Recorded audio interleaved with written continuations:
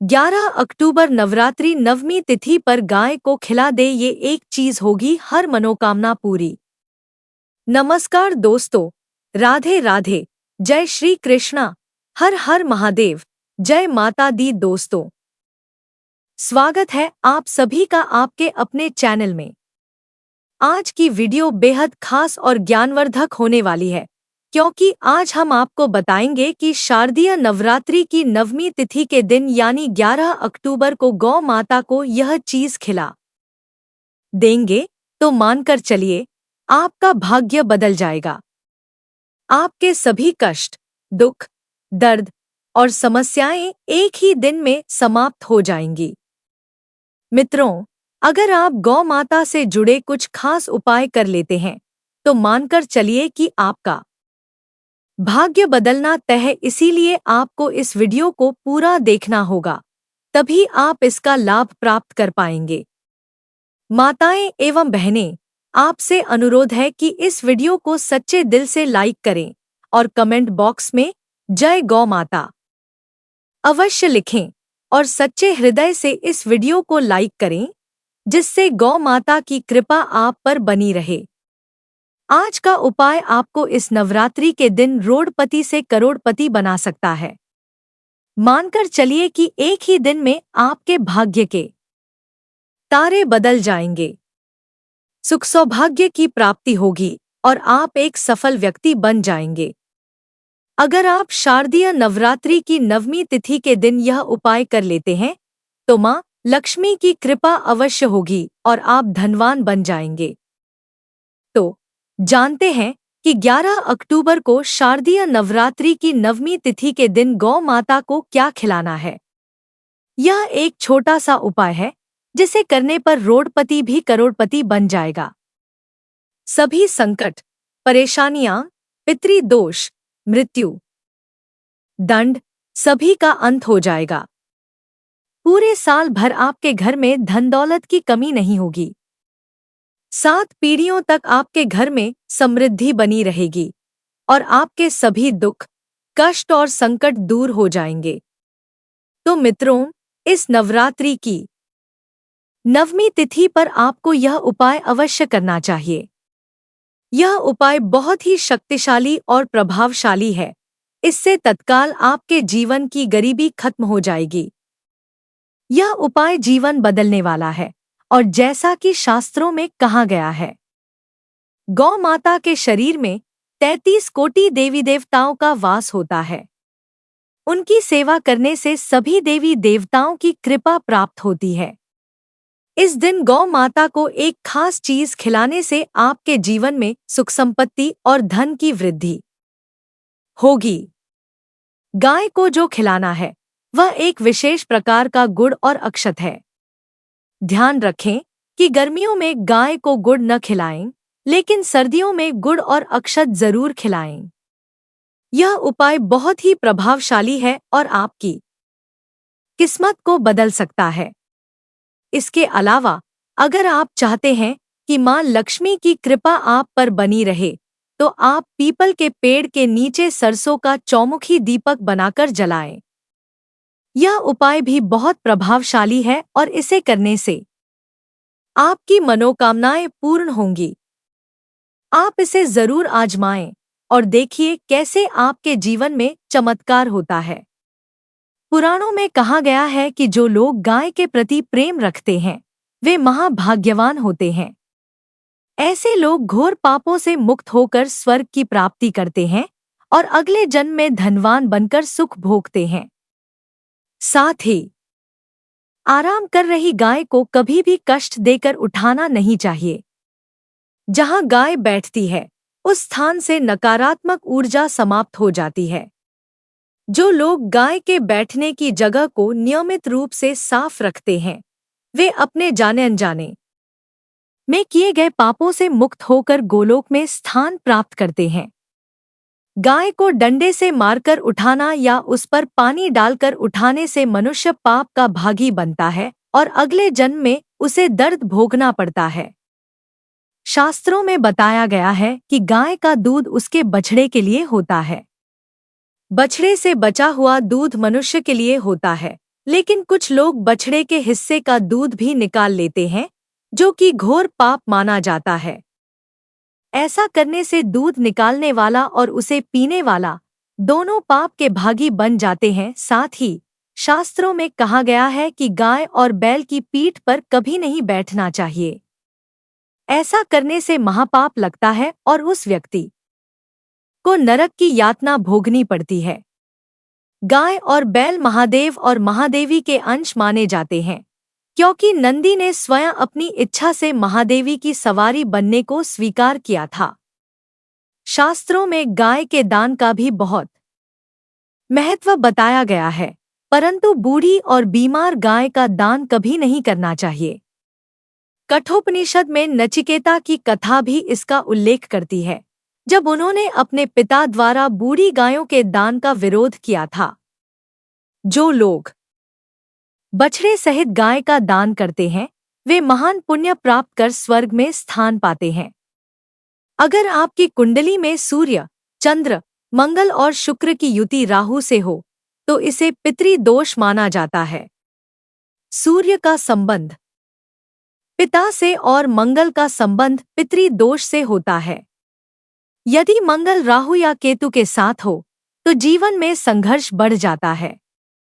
इस दोष से मुक्ति पाने के लिए गाय को नियमित रूप से रोटी खिलानी चाहिए, खासकर अमावस्या के दिन।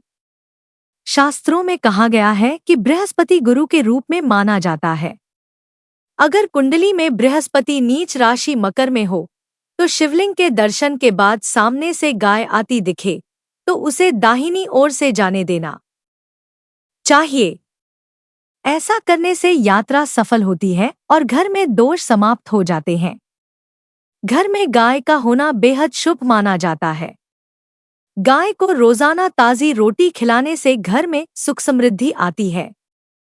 रोटी बांसी नहीं होनी चाहिए, क्योंकि बांसी रोटी देने से घर में नकारात्मक ऊर्जा आती है और आपके कामों में विघ्न उत्पन्न होता है। गाय को कभी सड़ीगली चीजें नहीं खिलानी चाहिए, क्योंकि यह शास्त्रों में बहुत बुरा माना गया है। गाय को रोटी खिलाते समय उस पर घी, हल्दी या कुछ मीठा रखना चाहिए। गाय के सामने उसकी पीठ या मस्तक पर हाथ फेरकर आशीर्वाद लेना चाहिए। यह बहुत ही शुभ माना जाता है और इससे आपके सारे काम सफल होने लगते हैं।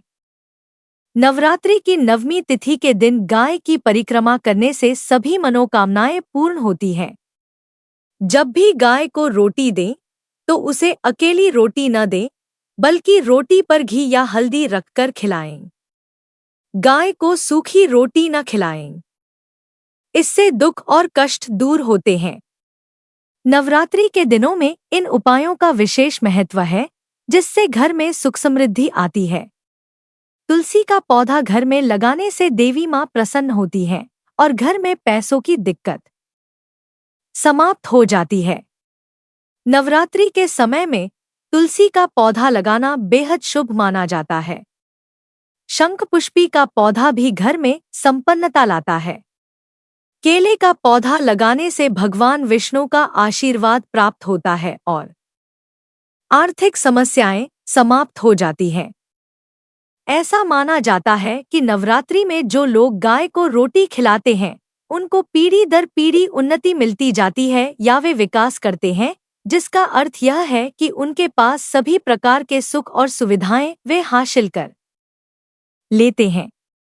यदि आप भी उन्नति करना चाहते हैं, आपकी तरक्की नहीं हो रही है, तो आपको गाय को रोटी रोजाना खिलानी चाहिए। यदि आपके ग्रह खराब चल रहे हैं और आपको किसी ने बताया है, तो इसका मतलब यह है कि आपको गाय को रोटी देने की जरूरत है। यदि आप गाय को रोटी खिलाएंगे तो आपके ग्रह शुभ फल देने लग जाएंगे।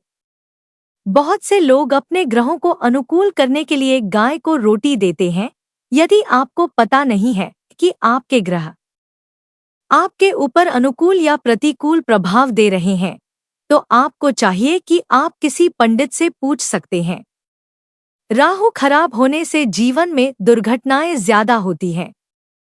संतान का सुख नहीं मिलता है और परिवार में विपदाएं आती रहती हैं। गरीबी छोड़कर नहीं जाती है।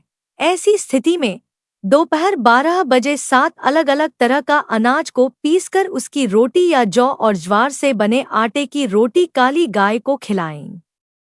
गौशाला में से किसी एक गाय की जिम्मेदारी उठाने से भी कई तरह के संकट दूर हो जाते हैं। अगर कुंडली में सूर्य निर्बल है तो आप रोजाना गाय को साबुत गेहूं खिलाएं। इसके आपका सूर्य मजबूत होगा और बाकी के 9 ग्रहों की स्थिति भी अच्छी होगी। सुबह सुबह गाय के दूध से बना मक्खन खाने से शरीर में कैल्शियम की मात्रा अच्छी होती है। इससे राहु और शनि की वजह से कमजोर हुआ चंद्रमा अशुभ फल नहीं देता है। अगर आपका चंद्रमा कमजोर है तो रात को सोने से पहले गाय का गुनगुना दूध पिएं और सुबह गाय के दूध से बना मक्खन खाएं।